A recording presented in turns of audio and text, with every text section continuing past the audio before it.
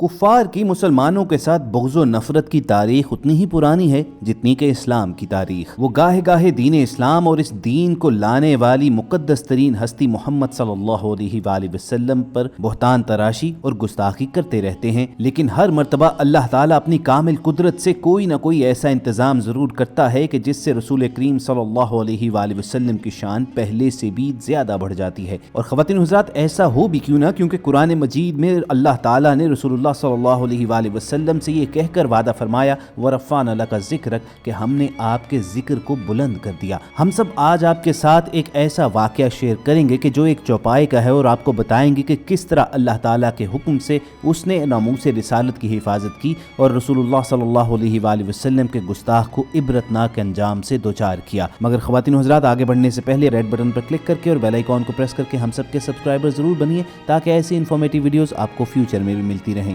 دوستو، اسلامی تاریخ کی کتابوں میں آتا ہے کہ عتیبہ اپنے باپ ابو لہب اور ماں ام جمیل کی طرح رسول کریم صلی اللہ علیہ وآلہ وسلم کو تکلیف پہنچانے، ان کی گستاخی کرنے میں آگے آگے رہتا تھا۔ نبی کریم صلی اللہ علیہ وآلہ وسلم کی بے ادبی کرنے میں بڑا بے باک تھا، آپ کے خلاف بد کلامی کیا کرتا تھا، اور ایک مرتبہ اس نے تمام حدیں عبور کرتے ہوئے آپ صلی اللہ علیہ وآلہ وسلم کے کرتے مبارک کو پھاڑ ڈالا۔ اس بہیمانہ گستاخی پر رسول کریم صلی اللہ علیہ وآلہ وسلم کا دل اس قدر دکھا کہ آپ نے اس کے لیے بد دعا فرمائی کہ اے میرے اللہ، اس پر اپنے کتوں میں سے ایک کتا مسلط کر دے۔ دوستو، اس کے بعد کیا ہوا؟ ایک مرتبہ مکہ سے شام کی جانب تجارتی قافلہ روانہ ہوا تو اس میں یہ گستاخ عتیبہ بھی شامل تھا۔ راستے میں الزرقہ نامی جگہ پر اس قافلے نے پڑاؤ ڈالا۔ جنگل کا ماحول تھا۔ وہ ملعون عتیبہ ڈر کے مارے کانپنے لگا کیونکہ اسے رسول کریم صلی اللہ علیہ وآلہ وسلم کی وہ بد دعا یاد آنے لگی۔ یہاں پر ایک لمحے کو رکیے اور ذرا سوچئے کہ ایک ملعون گستاخ رسول جو آپ صلی اللہ علیہ وآلہ وسلم پر ایمان نہیں لایا تھا،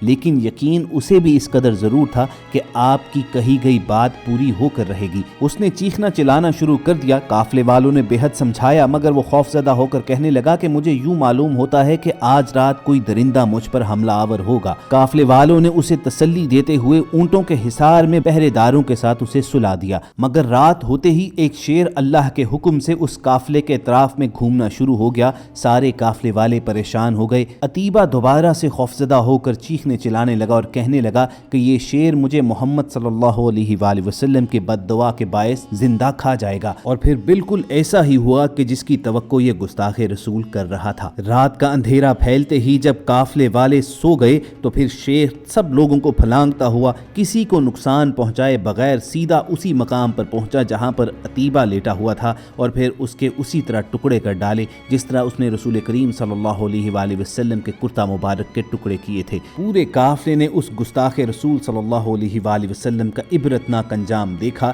اور کوئی بھی اس کی مدد کو کامیاب نہ ہو سکا۔ اونٹوں کا حصار، پہرے داروں کے نیزہ و تلوار کسی کام نہ آ سکے، اور اللہ تعالیٰ کے حکم سے حملہ کرنے والا یہ محب رسول شیر کامیاب ٹھہرا۔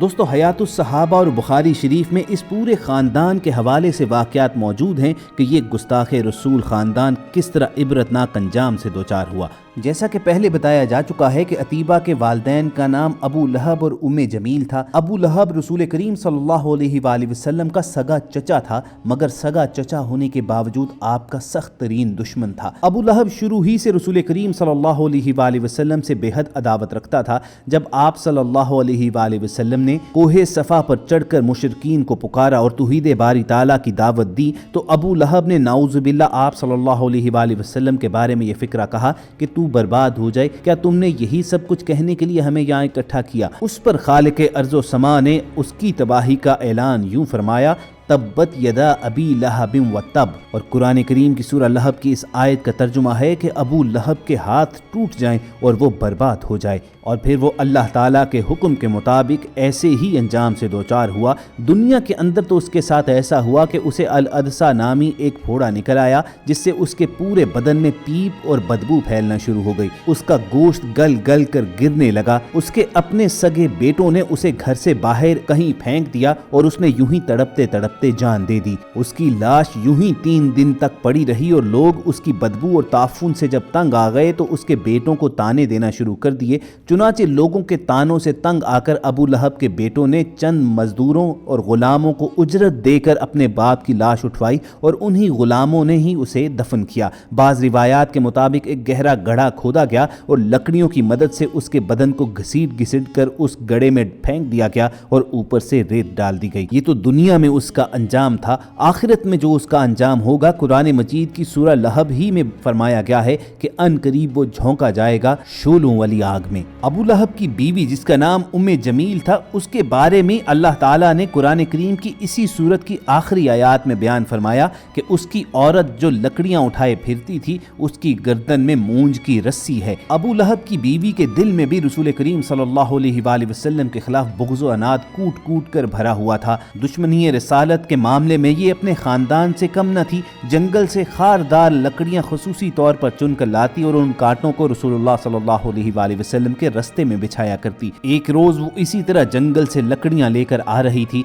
कि लकड़ी के गट्ठे के बोझ से थक गई और बैठ गई। एक फरिश्ते ने अल्लाह ताला के हुक्म से उस गट्ठे को पीछे से खींचा तो उसकी गर्दन में रस्सी की फांसी लग गई और यूं कुरान करीम के वो अफाकी अल्फाज पूरे हुए कि उसकी गर्दन में मूंज की रस्सी है। जैसा कि बयान किया जा चुका है कि ये पूरा खानदान ही रसूलुल्लाह सल्लल्लाहु अलैहि वसल्लम की दुश्मनी में सरे फहरिस्त था। अबू लहब के दो बेटे अतीबा और शैबा थे जिनके साथ रसूल करीम सल्लल्लाहु अलैहि वसल्लम की दो साहिबजादियों हजरत रुकैया रज़ी अल्लाह तआला अन्हा और हजरत उम्मे कुलसूम रज़ी अल्लाह तआला अन्हा के अक़द हुए थे। जब आप सल्लल्लाहु अलैहि वसल्लम ने अल्लाह ताला के हुक्म से दीन इस्लाम की तबलीग की तो अबू लहब ने अपने बेटों को बोलकर आप सल्लल्लाहु अलैहि वसल्लम की दोनों साहिबजादियों को तलाक दिलवा दी और अतीबा ने अपने खुब्से बातन का ज्यादा मुजाहिरा करते हुए रसूल करीम सल्लल्लाहु अलैहि वसल्लम का कुर्ता मुबारक फाड़ा और आपके रुखे अनवर पर थूकने की कोशिश की, मगर वो इस कभी हरकत में नाकाम रहा। और फिर रसूल करीम सल्लल्लाहु अलैहि वसल्लम ने दुआ फरमाई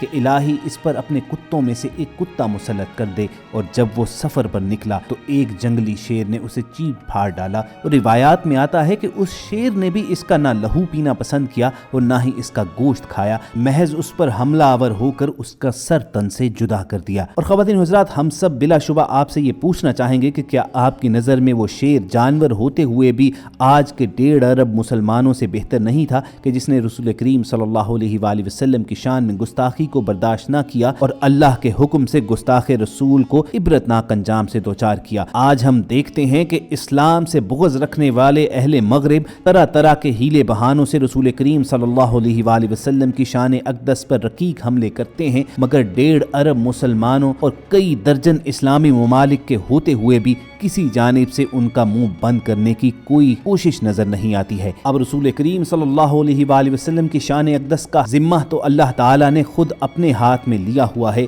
उनकी शान को कोई दुनिया की ताकत कम नहीं कर सकती है, मगर आज हम जो इस पूरी दुनिया में ज़लील व रुस्वा हो रहे हैं उसकी महज एक ही वजह है कि हमने अल्लाह के महबूब की हुर्मत से मुंह मोड़ लिया हुआ है। इसी एक बात पर हम सब के आज के वीडियो सेशन का इख्तिताम भी करेंगे। इस वीडियो को लाइक करके फेसबुक और व्हाट्सएप के जरिए दूसरे लोगों के साथ शेयर भी कीजिए और ऐसे ही इस्लामी तारीखी और मालूमाती वीडियोस फ्यूचर में हासिल करने के लिए रेड बटन पर क्लिक करके और बेल आइकॉन को प्रेस करके हम सबके सब्सक्राइबर्स बन जाइए। अपना और इर्द गिर्द के लोगों का ख्याल रखिए और हम सबके साथ जुड़े रहिए।